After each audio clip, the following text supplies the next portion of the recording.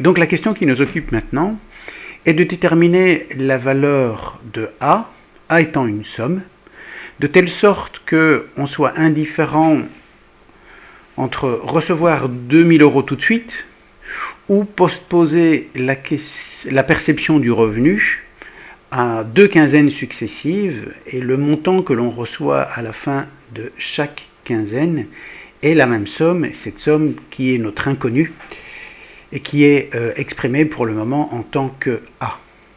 Donc c'est-à-dire que la problématique, elle revient à exprimer une égalité, c'est-à-dire qu'on doit être indifférent entre recevoir 2000 € tout de suite ou recevoir A dans 15 jours et à nouveau A 15 jours suivants, en sachant que le taux d'intérêt qui s'applique sur une période de 15 jours est de 5%. Donc 2000 € doit être égal à la perception du premier A ici, actualisé en T0, donc sur une période, et à la perception du deuxième A, qui est ici, actualisé en T0, mais c'est-à-dire une actualisation sur 2 périodes antérieures. Donc sur le plan algébrique, écrire cette formule revient à la même chose que la formule suivante en mettant A en évidence.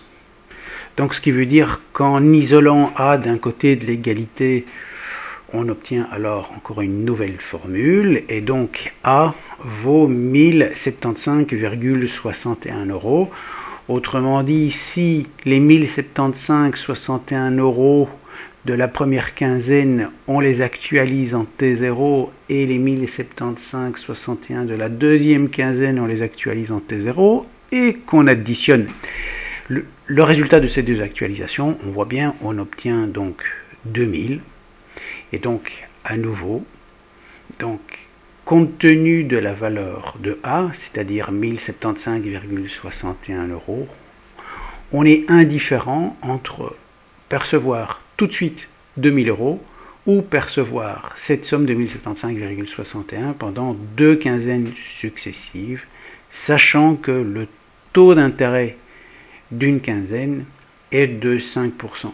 Alors, on peut généraliser la formule en se disant donc que C0 donc, est la valeur actuelle d'une annuité à terme échu qui intervient donc à la fin de toute une série de périodes.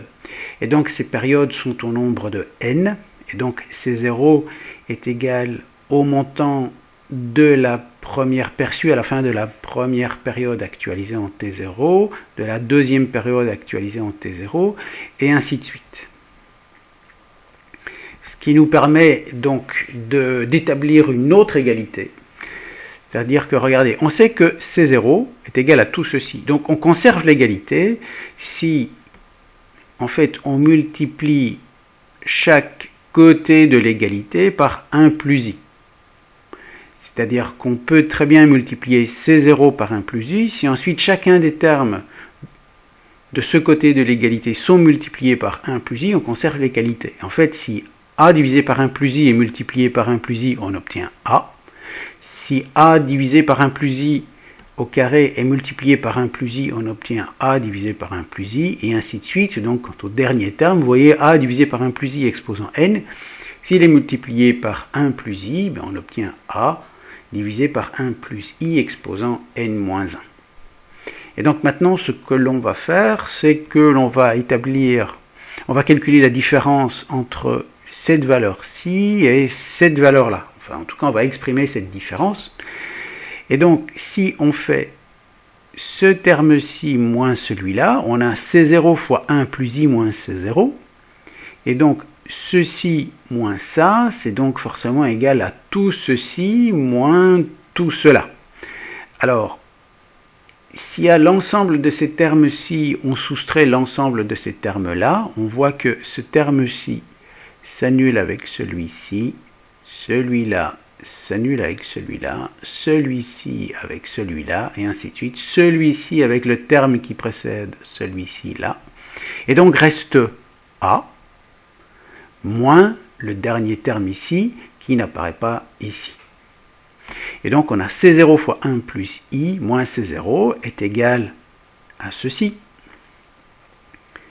nous allons continuer les opérations. Et en fait, ce que l'on peut faire de ce côté-ci de l'égalité, c'est mettre C0 en évidence. Et donc, on voit C0, vous voyez, c'est 1 plus I moins 1.